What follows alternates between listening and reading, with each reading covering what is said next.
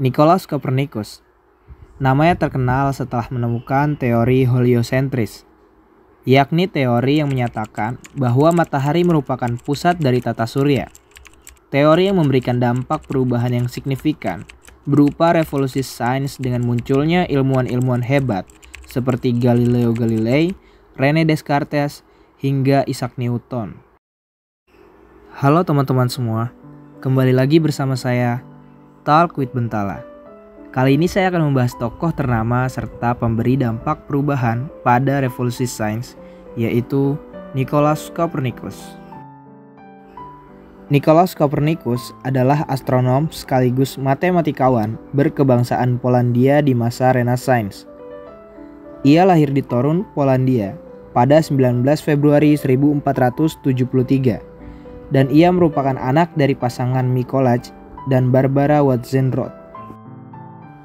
Pada masa mudanya, ia mengenyam pendidikan yang layak dan memadai. Setelah ayahnya meninggal, Nicolaus Copernicus diasuh dan dikirim oleh pamannya Lucas Watzenroth untuk belajar di sekolah St. John di Torun, di mana saat itu sang paman yang menjadi kepala sekolahnya. Kemudian, ia juga dimasukkan ke sekolah katedral di Wrocław, institusi pendidikan untuk mempersiapkan muridnya masuk ke Universitas Krakow. Lalu pada 1492, ia menduduki jenjang perkuliahan di jurusan seni Fakultas Astronomi dan Matematika. Di Universitas Krakow, Copernicus memahami serta mempelajari ilmu yang kuat dalam bidang matematika, astronomi, dan juga mempelajari dengan baik konsep filsafat Aristoteles.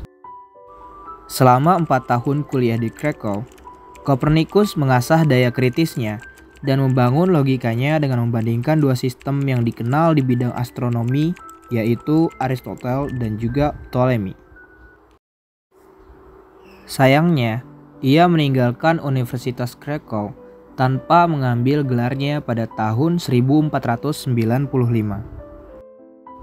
Pada pertengahan 1496, pamannya mengirimnya ke Italia dan pindah ke Bologna untuk mempelajari hukum kanokik dan ilmu astronomi di Universitas Bologna.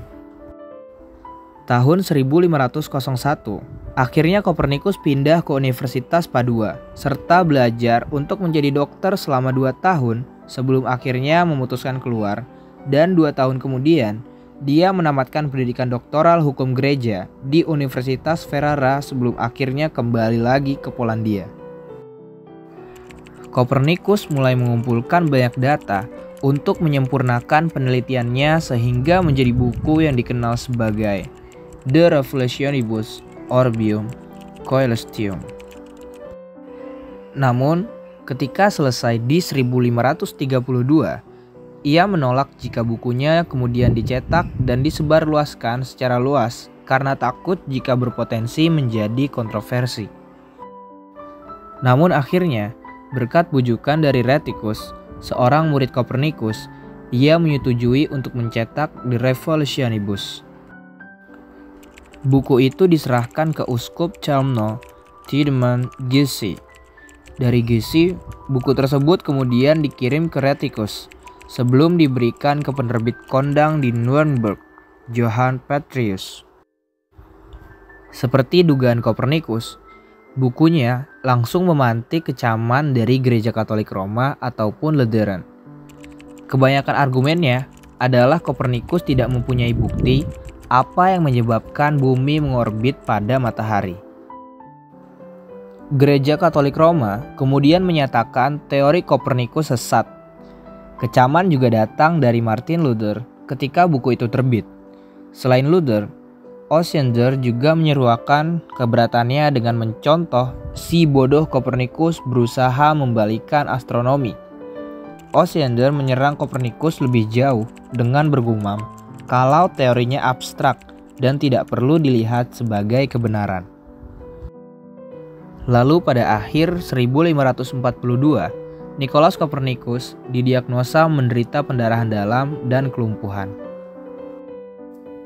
Akhirnya, ia meninggal dalam usia 70 tahun pada 24 Mei 1543 di Freiburg.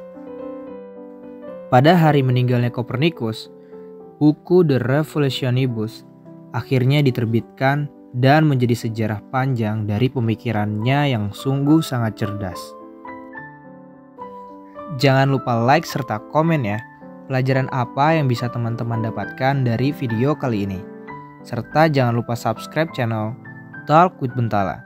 Terima kasih, saya pamit undur diri, sampai jumpa lagi.